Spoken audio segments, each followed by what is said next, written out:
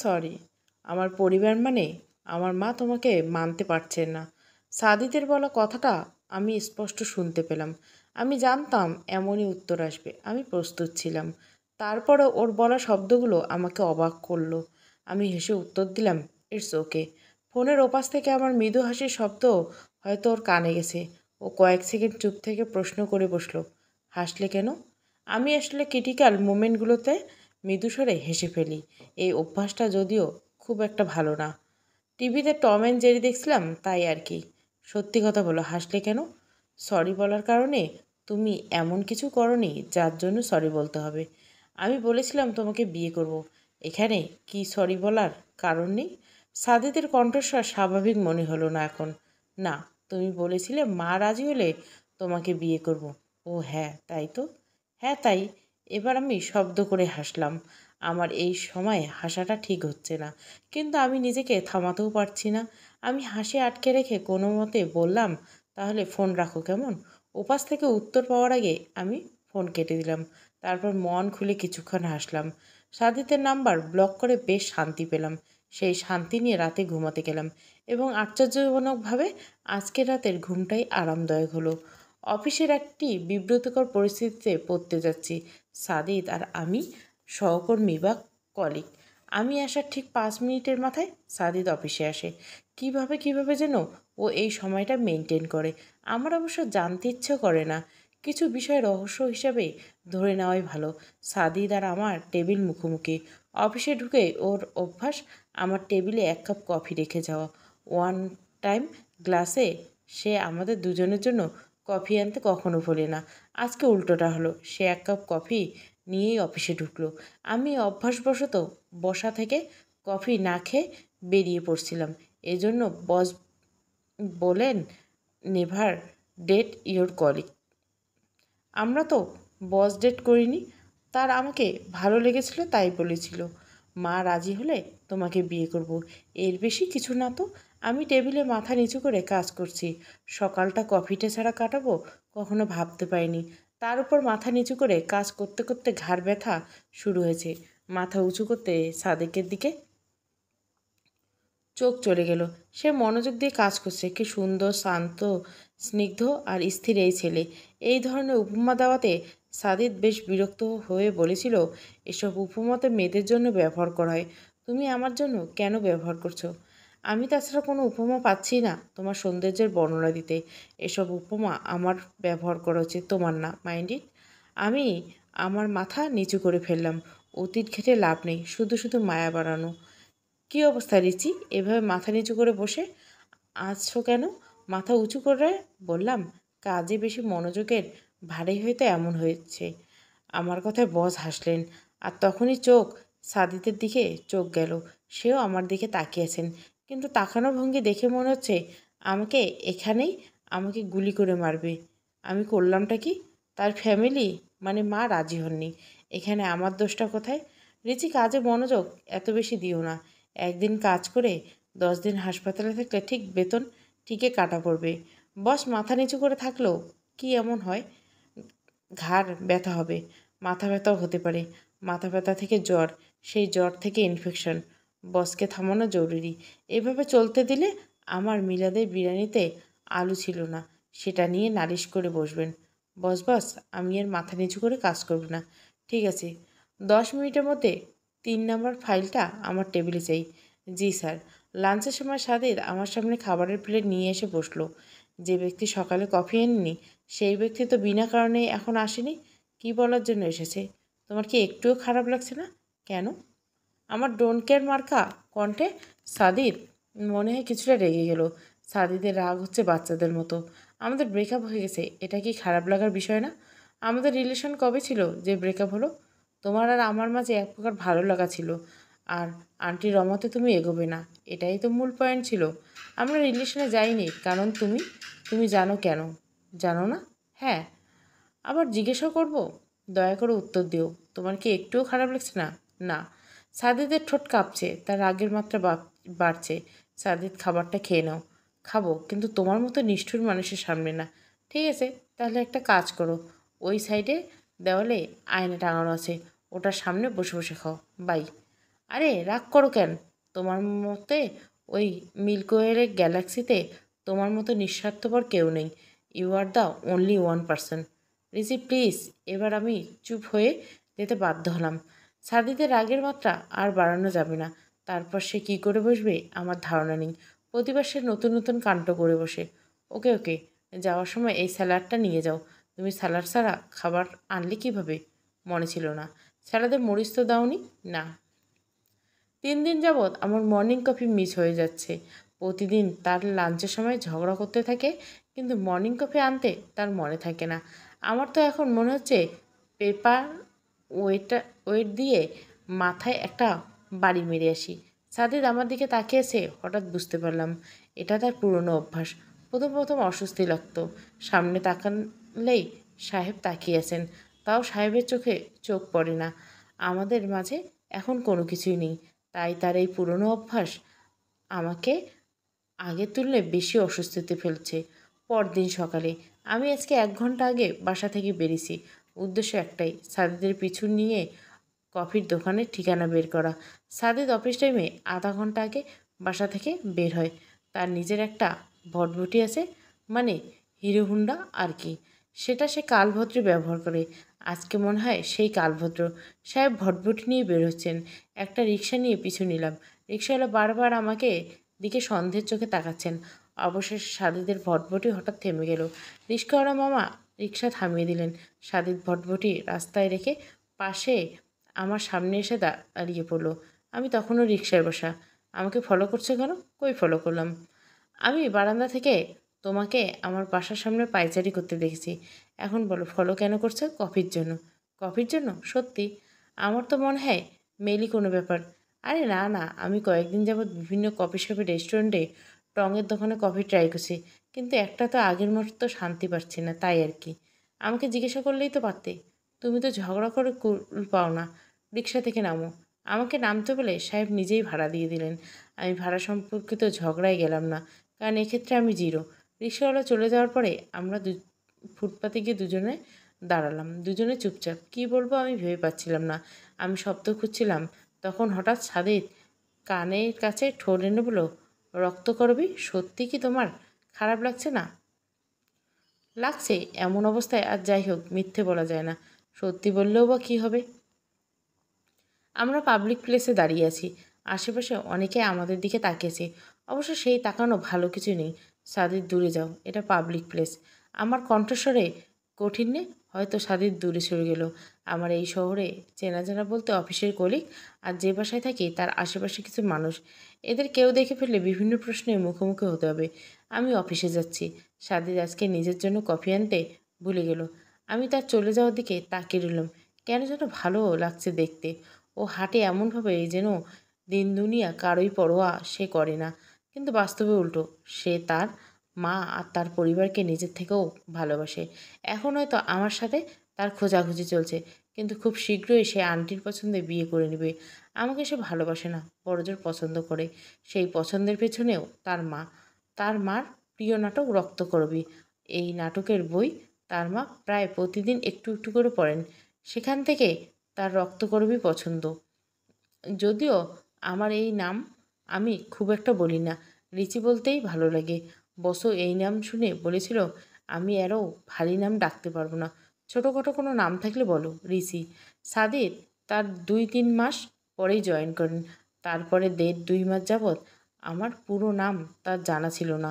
আমি খুব একটা তার সাথে কথাবার্তা হতো না। ওর ডেস্ক তখন পাশের হল রুমে ছিল। হঠাৎ হঠাৎ লাঞ্চের সময় দেখা হতো, তখনই হয়তো ভালো লাগা। আমার নামটা জানার গল্প বলি। আমার এসএসসি কমপ্লিট করে একটা কপি কীভাবে যেন ফাইল থেকে অফিসেই পড়ে গেছে। যেহেতু অনেকগুলো কপি ছিল, তাই আর গুরুত্ব দেইনি। ছুটির সময় তাড়াহুড়ো করে বের হচ্ছি, তখন সাদিদ এসে ঘোষণা করলো, রক্তকরবী সায়ান নামের একজনের মার্কশিট পেয়েছি। কলিয়াপা আমার পাশ থেকে বলে উঠল, আরে রিচির মার্কশিট ওটা। রিচি আপু কেমন হবে? কেন হবে? এটা রক্তকরবী নামে একজনের। আরে ছেলে, রিচিই রক্তকরবী। কলিয়াপা নিজ গন্তব্যে পা ফেলেন। আমি বরাবর মতো শুষ্ক কণ্ঠে বললাম, আমারই মার্কশিট ওটা। আপনার নাম রক্তকরবী? কখনো তো বলেননি। বলার কি আছে এখানে? সাদিদ এবার কণ্ঠে কাঠিন্য মনে হয় সেদিন একটু ভয় পেয়ে গেছিলাম। এই জন্য প্রতিউত্তরে কিছু না বলে আমার ডেস্কে মার্কশিট রেখে চলে গেছিল। এই নামে হঠাৎ হঠাৎ সাদির ডাকে। এই নামে ডাকার অর্থ খুব সিরিয়াস মুডে আছে। আমাকে তার ভালো লাগার কারণ তার মা। এখানে আমার কোনো ক্রেডিট বা ডেবিট নেই। লাঞ্চ টাইমে সাদিত খালি হাতে আমার টেবিলে এসে বসলো। লাঞ্চ আনতে ভুলে গেছো? আমি তখন টিফিন বক্স থেকে খাবার নামিয়ে সারতে পারিনি।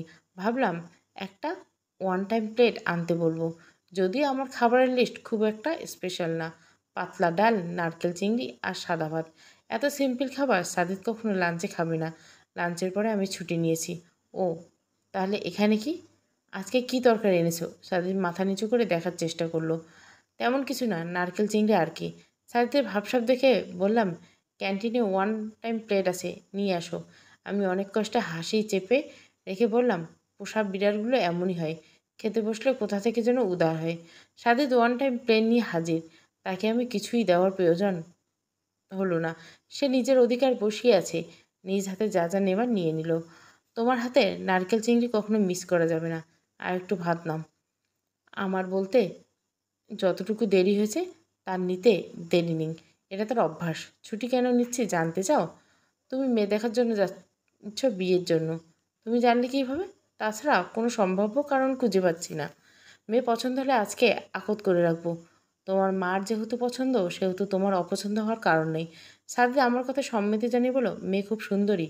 আমার কাছে ছবি আছে, দেখবে? হ্যাঁ, দেখাও। তার ফোন আমার হাতে দিয়ে বলল, গ্যালারির ফার্স্টে ছবি আছে। ফোনের লক খুলে দাও। তুমি তো লক জানো।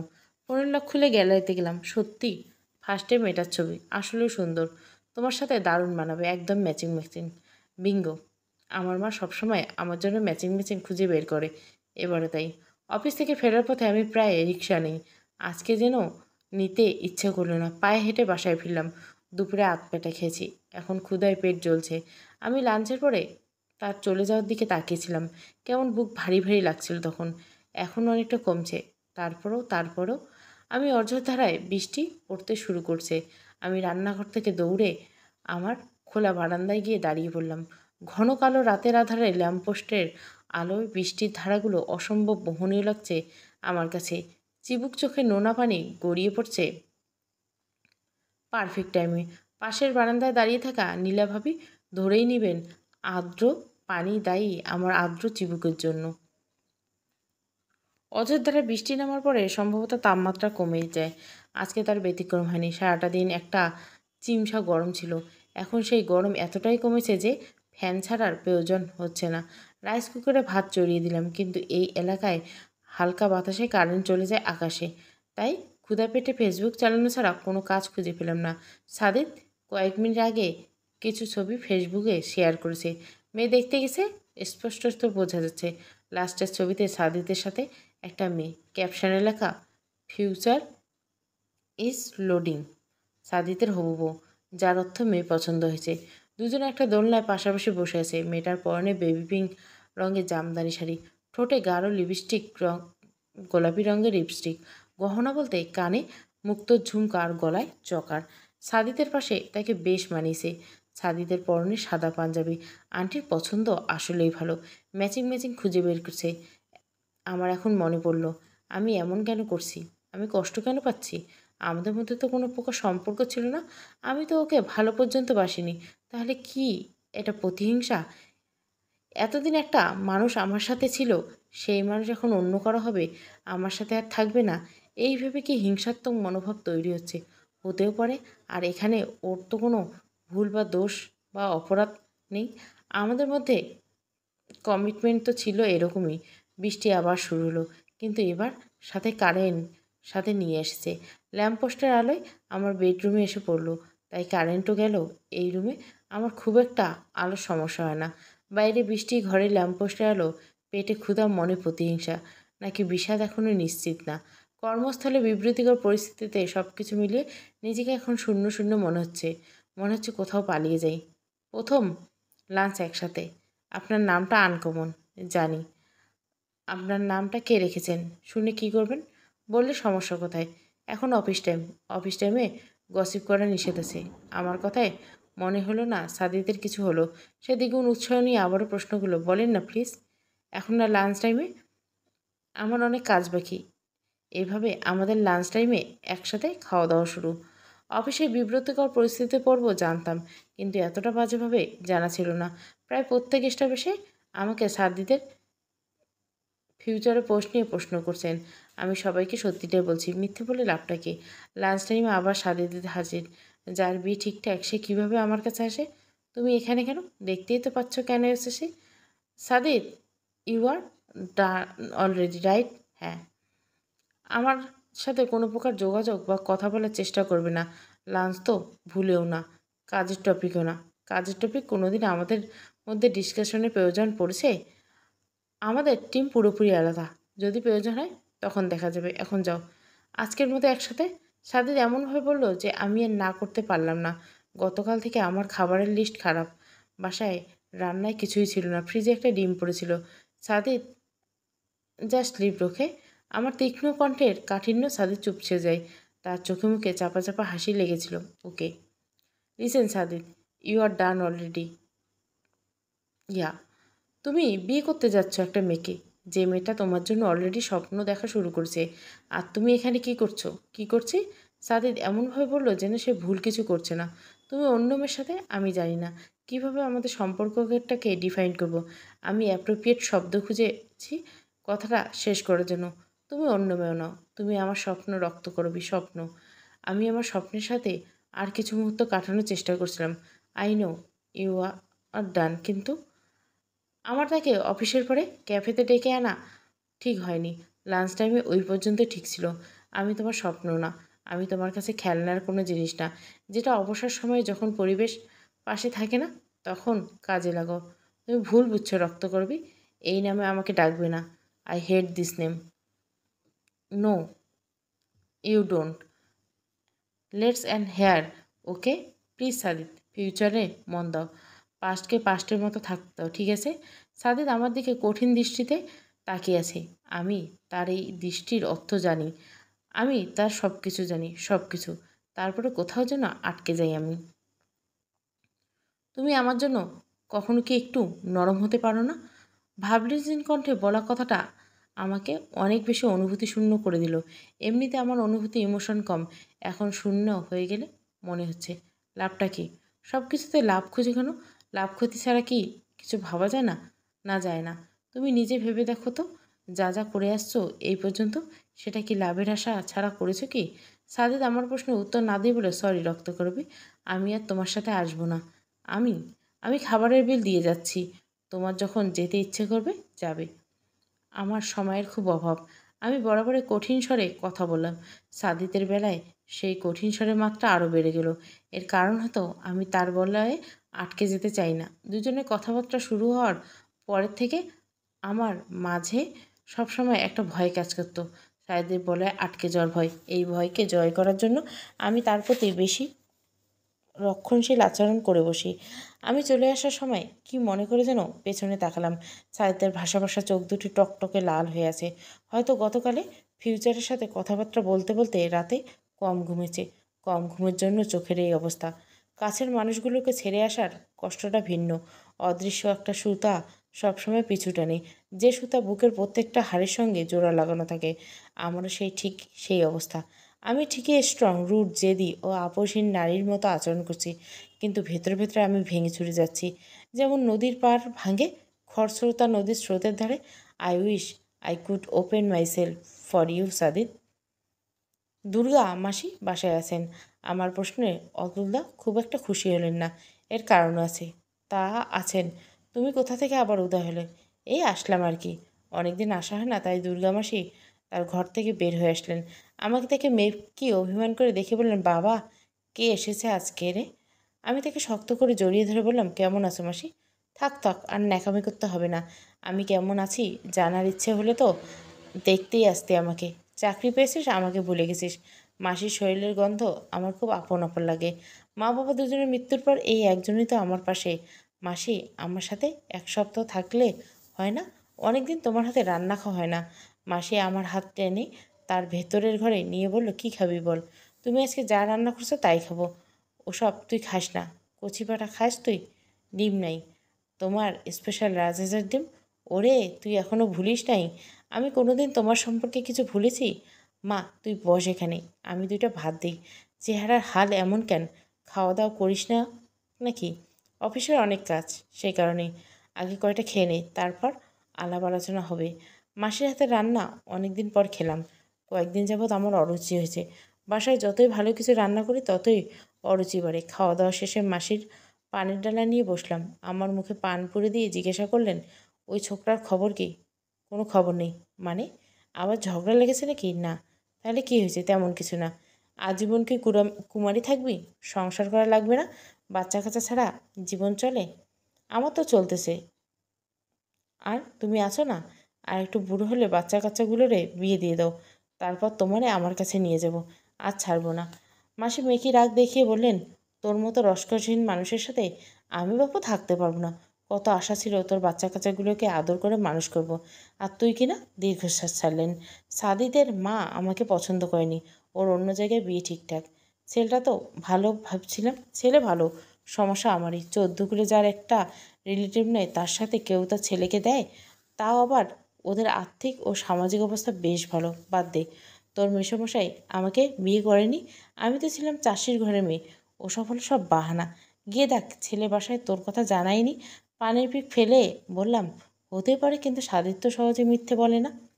সাদিজের সাথে আমার কথা হয় না প্রায় 3-4 দিন হবে। মাঝে মাঝে চোখাচোখি হয়ে যায়, তবে দীর্ঘস্থায়ী না। লাঞ্চের সময় বিভিন্ন অজুহাতে কথা বলাও হয় না। আমার এতে খুব একটা সমস্যা হচ্ছে না, আমি এতে অভ্যস্ত। মাসির বাড়ি থেকে বের হওয়ার পরে থেকে আমি একা একাই সব কিছু সহ্য করে আসছি। তবে আমার এখনকার সবচেয়ে বড় সমস্যা অন্য কিছুতে। আমি কফি খেয়ে শান্তি পাচ্ছি না। এই ক্যাফের সব ধরনের কফি আমি টেস্ট করে বসে আছি। স্বাদের যেটা আনতো সেটাতে চিনি কম, বেশি দুধ কম বেশি দিয়ে ট্রাই করছি, ফলাফল শূন্য। সকালে সুন্দর করে স্বস্তি দিয়ে শুরু হলো দিনটা, ভালো যায়। কিন্তু আমার যাচ্ছে জঘন্য।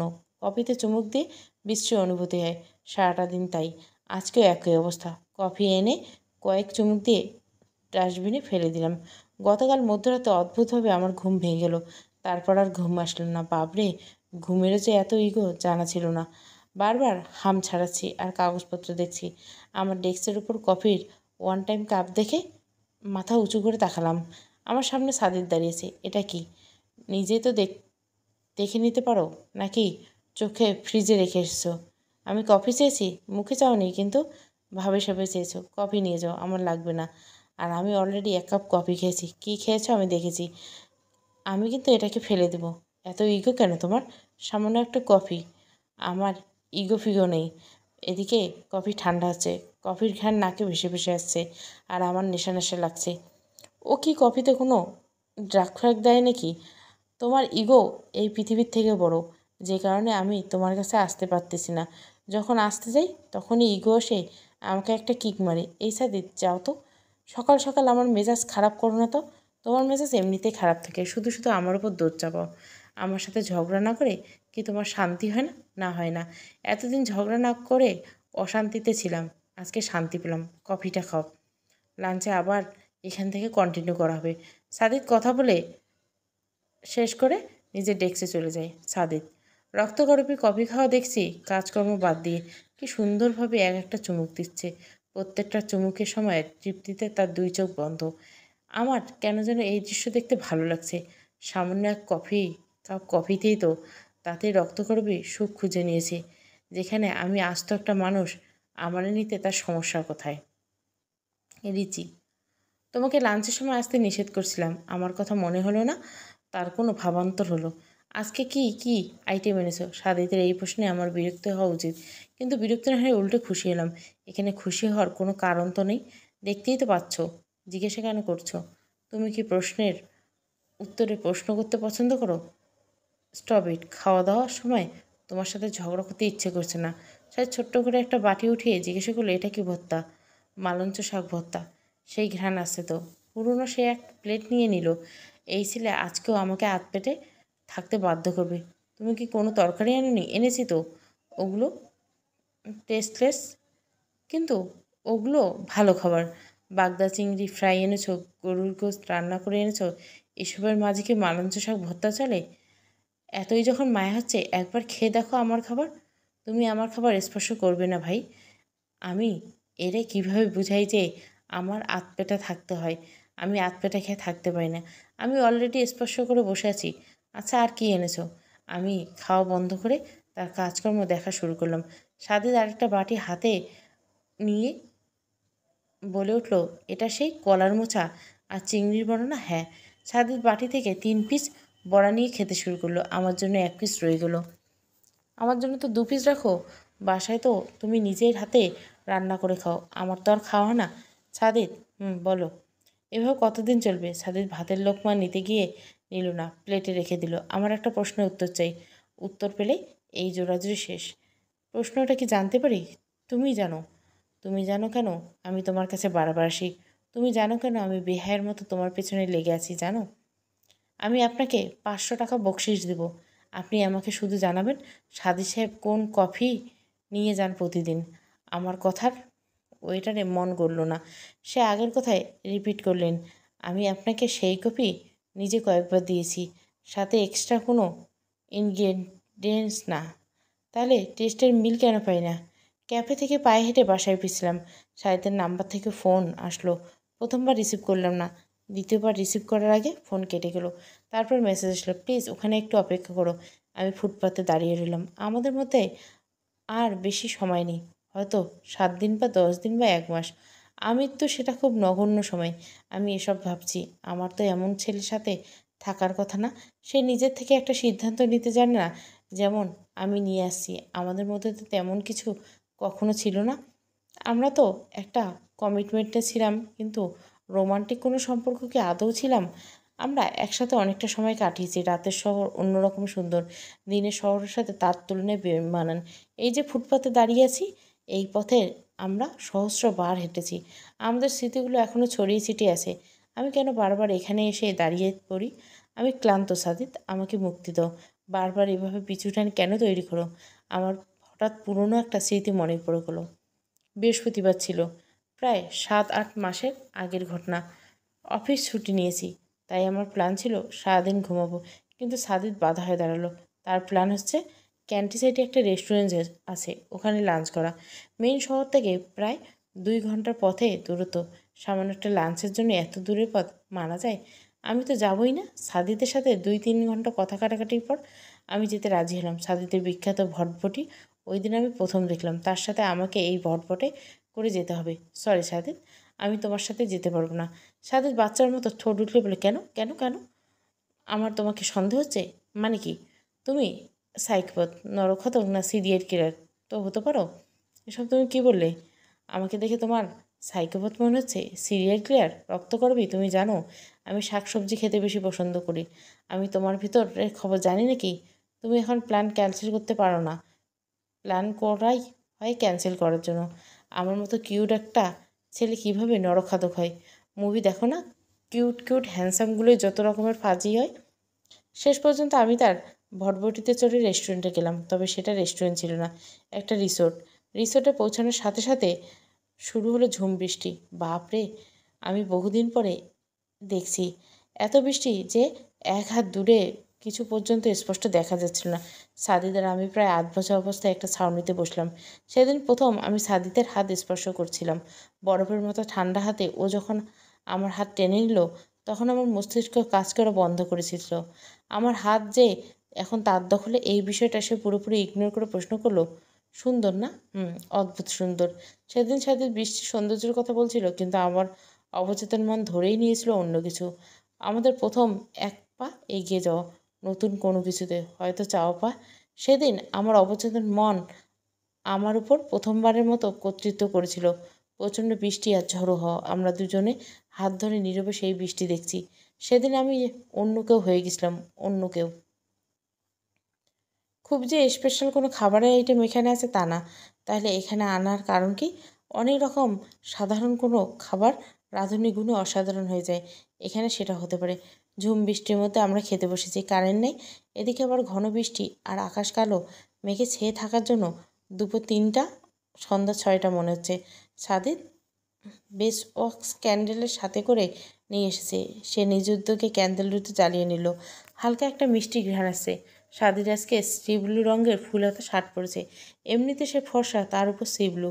মোমবাতি মৃদু আলো মিষ্টি আলোতে ওকে আরও বেশি স্নিগ্ধ লাগছে। তার স্মাইলি ফেস আজকে আরও বেশি স্মাইলি। তার বাম হাতে ঘড়ি পড়ার ব্যাপারটা।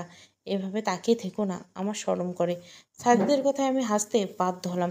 বেড়া মানুষের আবার শরম। আমাকে দেখার আরও সময় পাবে। আগে খেয়ে নাও, খাবার ঠান্ডা হচ্ছে। আর মোমবাতি বা কতক্ষণ টিকবে কে জানে। এই ক্যান্ডেল তুমি কোথায় পেলে? আমি কিনেছিলাম তোমার জন্য, কিন্তু অন্যরকম সুন্দর, ঠিক আমার মতো। কে বলছে? তুমি। কখন বললাম? তোমার চোখের ভাষায় বলছে। নিজেকে ভালোবাসা ভালো, কিন্তু এতটা না। আমার এই ধরনের খাবার খুব একটা পছন্দ না। সাহিত্যের মনে হয় এখানকার এই খাবারগুলো বেশি পছন্দ, এই জন্য অর্ডার করছে। এই সবজি নিয়ে দেখো, এটার মতো বেশ সবজি কোথাও পাবে না। আমার অপছন্দের বা ভালো না লাগলে আমি কোনো খাবার খেতে পারি না। কিন্তু সেদিন কেন যেন খেয়েছিলাম। ফালুদা খাওয়ার সময় সাদিদ বলল, তোমার সাথে এই বেসওয়াক্স ক্যান্ডেল এর মিল আছে। শেষ পর্যন্ত একটা ক্যান্ডেলের সাথে মিল খুঁজে বের করলা। এটা তো সাধারণ কোনো ক্যান্ডেল না। সাধারণ হোক অসাধারণ হোক, ক্যান্ডেল ইজ ক্যান্ডেল। সাদিদ কয়েক মুহূর্ত চুপ থেকে বলল, বেসওয়াক্স ক্যান্ডেল আর best known for their warm gold color, just like you. You are my favorite warm gold color in my life. তারপর, do you know beeswax candle has suitable honey scent? No, just like yours. এতক্ষণ ওরা কথাগুলো fun হিসাবে নিচ্ছিলাম। এবার আর পারলাম না। শরীরের গন্ধ। They act as a natural air perfumer. তুমি যখন আমার কাছাকাছি থাকো তখন আমার আশেপাশের সব নেগেটিভিটি হাওয়া হয়ে চলে যায়। আমার তখন নিজেকে সবচেয়ে বেশি পজিটিভ মাইন্ডের মনে হয়। They are longest burning candles.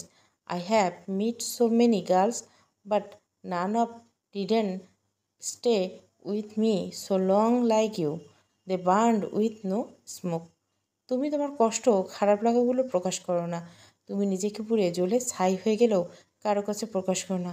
এখন বলো, মিল কি নেই? আমি প্রশ্নের উত্তর না দিয়ে হেসেছিলাম, শব্দহীন হাসি। এই প্রথম আমার জীবনে কোনো ছেলে আমাকে এত গভীরভাবে খেয়াল করছে। সাদিকের সেই ক্যান্ডেল আলোয় অসম্ভব সুন্দর লাগছে। আমি তার দিকে মুগ্ধ চোখে তাকিয়েছিলাম। আমি পরিত্যক্ত অভিশপ্ত এক নারী, যার আশেপাশে কোনো ভদ্র পরিবারের ছেলে হাঁটাচলা করতে চায় না। সেখানে আমি এত কিছু তার জীবনে।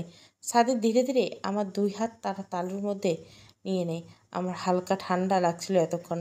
তার হাতের উষ্ণতা, সেই ঠান্ডা লাগার অনুভূতি কিছুটা কমলো। আমার তখন মনে হলো সাদিদ আমার জীবনের একমাত্র উষ্ণতা। ওই দিন মনে হয় আমি তাকে গভীরভাবে অনুভব করছিলাম। ওই দিন আমি বুঝেছিলাম আমার তৈরি করা বলায় এই ছেলেটাই ভাঙতে যাচ্ছে। সরি। সাদিদ হাঁপাতে হাঁপাতে বলল।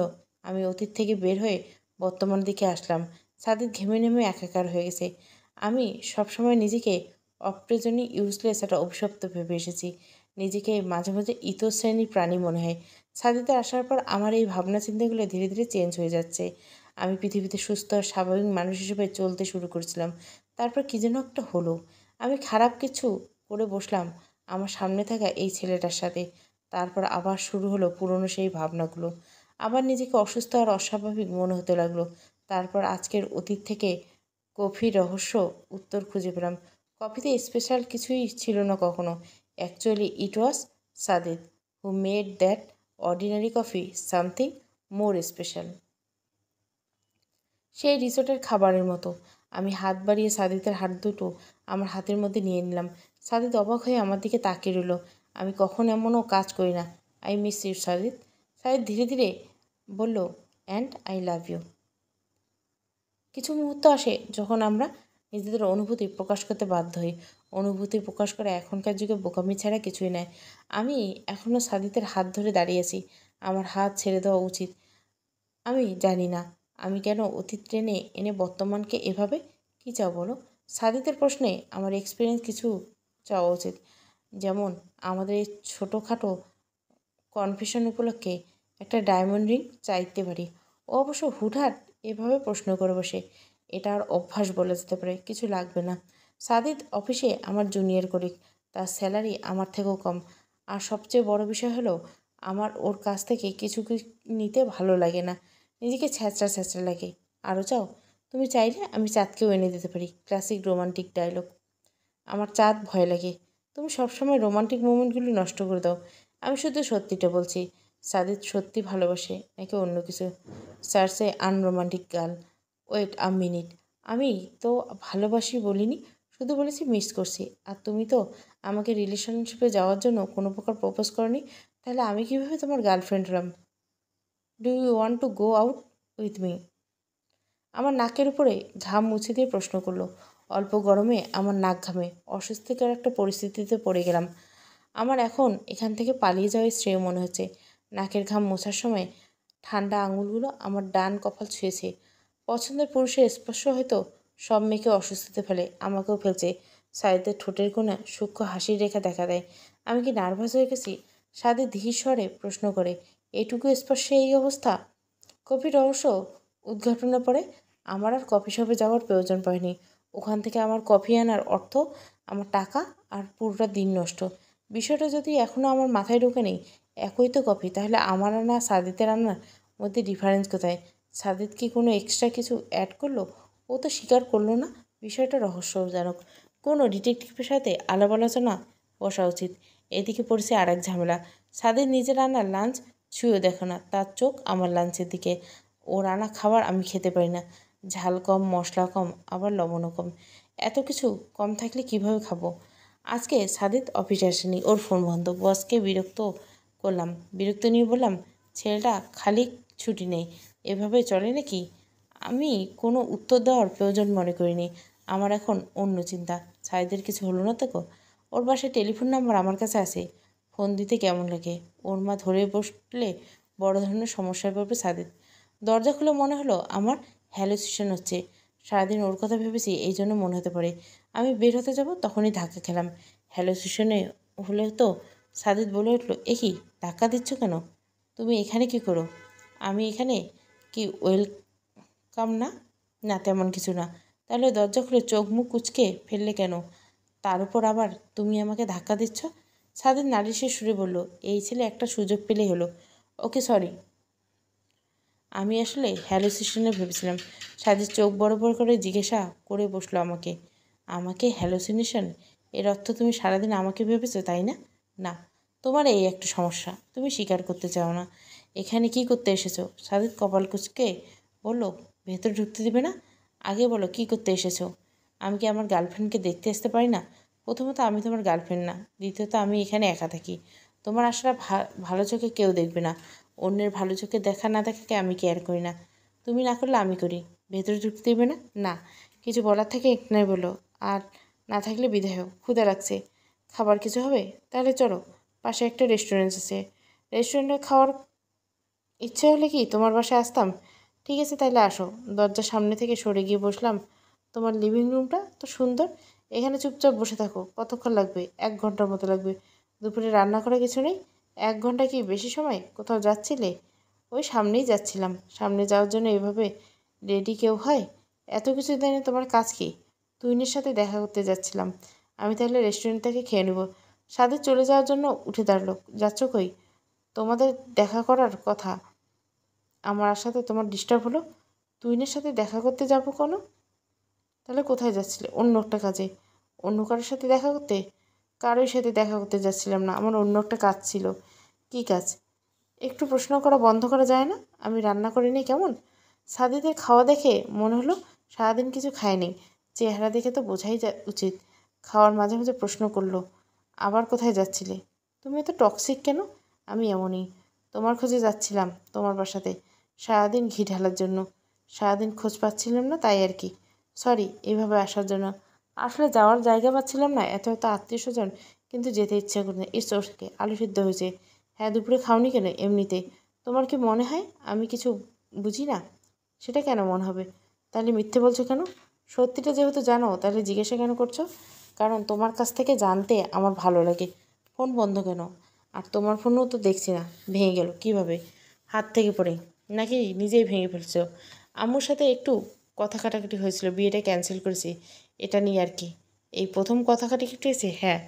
আমি আম্মুকে বোঝাতেই পারছি না আসলে ভালোভাবে, এজন্য সমস্যাটা। মোবাইলটা আছাড় দিতাম না যদি ওই কথাটা না বলতেন।